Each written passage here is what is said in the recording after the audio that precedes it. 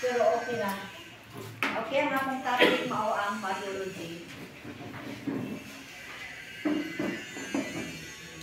Na ako ko'y tumong ang hilimot, ang tumong sa akong topic, aron mapalawom ang kahulugan sa pag-ibusyon kang Maria.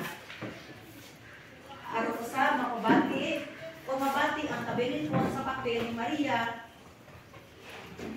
sa atong simbahan. Ikatulong na tumong, aron mahimong halit kanato sa atong pagliyog, isip mga laigo o mga katolikong simbahan. Mao na ang tumong sa akong topic ang Mariology. Una pangutana, kinsa man gyud si Maria? Ug nganong gipasidunggan siya sa atong simbahan? Mao na akong pangutana nga mo tatak ko sahay sa atong mga panghuna. Ug kinsa si Maria dinali sa mga katolikong tumutuo.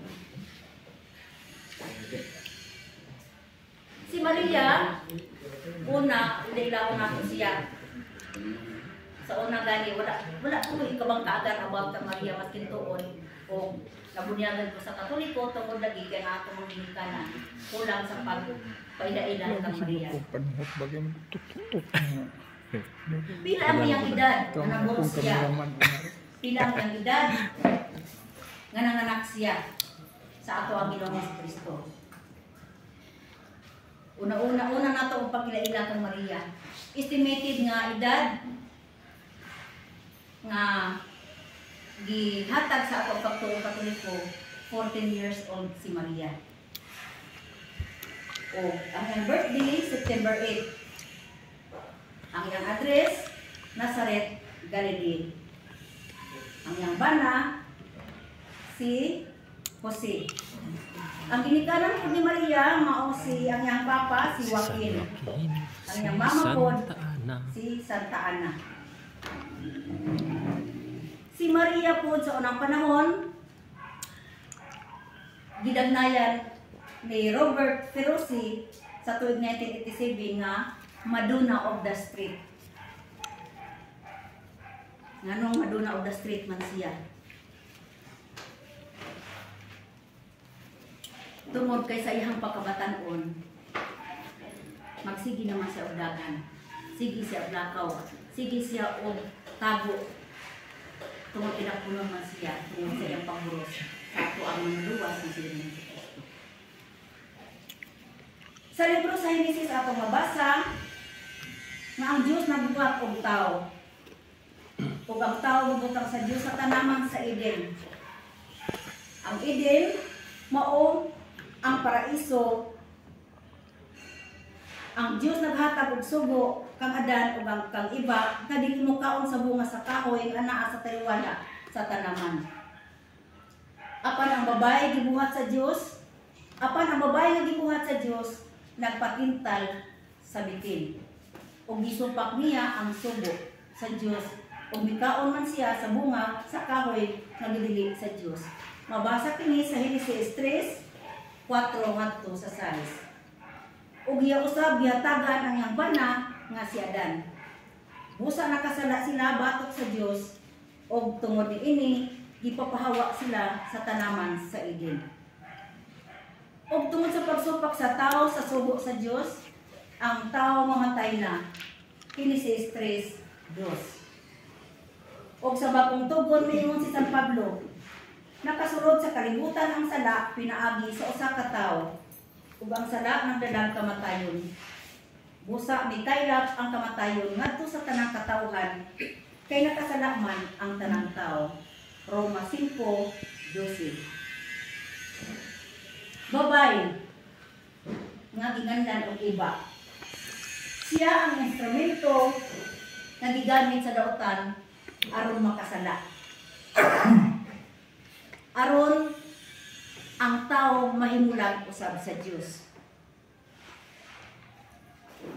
Ang babae usab magigamit sa ato ang nangitong amahan.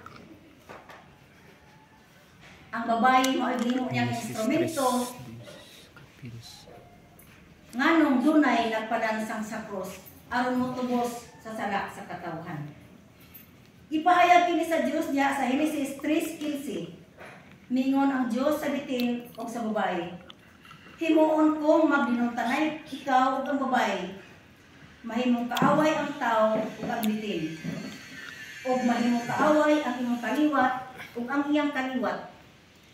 Dugmokon niya ang imong ulo ug paakon mousab ang iyang tipod. Ang babae nga giingon sa Ginoo mao si Birhen Maria. Si Ginoong Hesus ang giingon nga kaliwat sa babae tungod kay siya si Ginoong Hesus mauman ang modugmok o mulaglag sa bitin. Mabasa kini sa sulat ngadto sa mga Hebreo. Sanglit ang mga anak nakaambit man sa unod ug dugo sa mga ginikanan, si Hesus usab mahimong sama kanila aron paglaglag sa yawa nga may gahom sa pagpatay. Hebreo 2:14.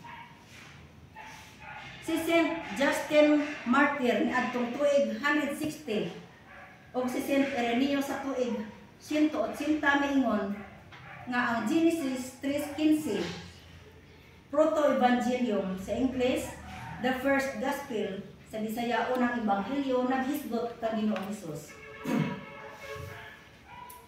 Babae si Santa Eva ang nahimong hinungdan nga ang tawo nakasala ug mahilayo sa grasya. Apan plano usab sa atong langitong Amahan nga ang babae usab mao'y mahimong instrumento aron sa paglaglag o sa pagbuntog sa dautan dinhi sa kalibutan. Plano sa atong langitong Amahan ang babae usab ang mahimong hinungdan nga ang mga katawhan nga nahilayo sa grasya mahibalik usab ngadto sa grasya. Nga mao ang babae nga giingon nga puno sa grasya mao si Maria. Gibalilang ang Eva nahimo ng Ave Maria. Ave Maria, buti pasabot na puno ka sa grasya. Lucas 1:28.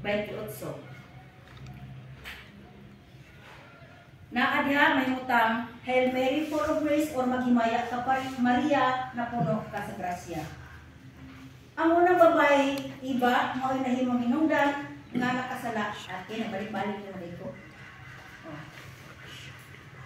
Naay sa ato ang Mariology na apod ang pagtuon o pagtuo sa upat ka dugma. Sa giingon na sa ato ang diocese coordinator kanina nga importante gyud nga masangyaw nato ang upat ka dugma sa ato ang simbahan. Ang upat ka dugma nga gibasihan sa Mariology o pagtuo kay ang uban siguro kung maghatag ta aning dugma wala sila nakabalo kung unsay meaning sa dugma. Sa ako lang nga pagpamalandong ang dugma pagtuo nato nga atong gituhuan sa Katoliko nga mao ni ang dugma o gituhuan nato ngadto kang Mama Mary. Una mao si Birhen Maria, birhen sa kanunay or perpetual virginity. Ikaduha, inahan siya sa Dios or Mother of God. Ikatulo, gipanampon nga walay sala nga panulundon or Immaculate Conception.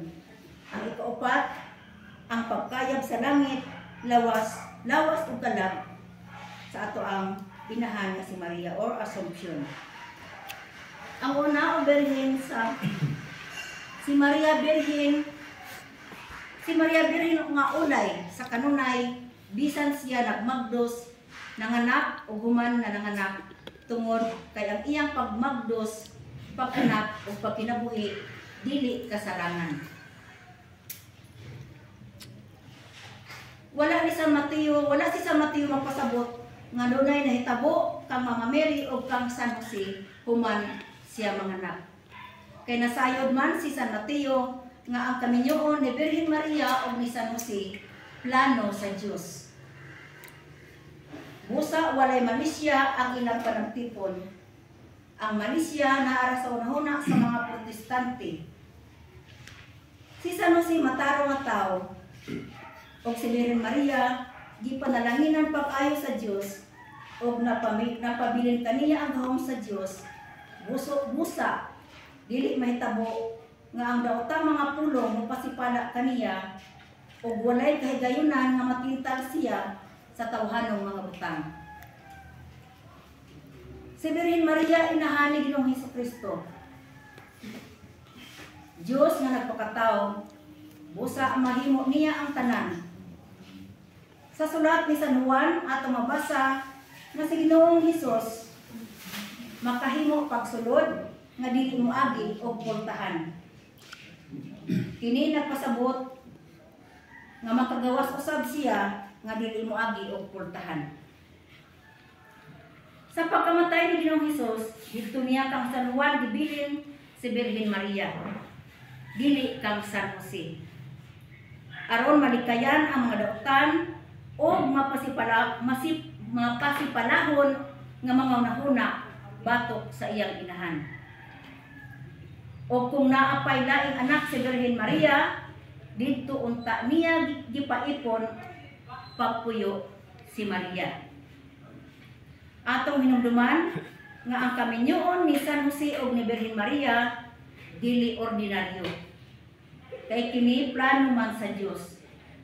Busa nahimo siyang birhen sa kanunay o perpetual virgin.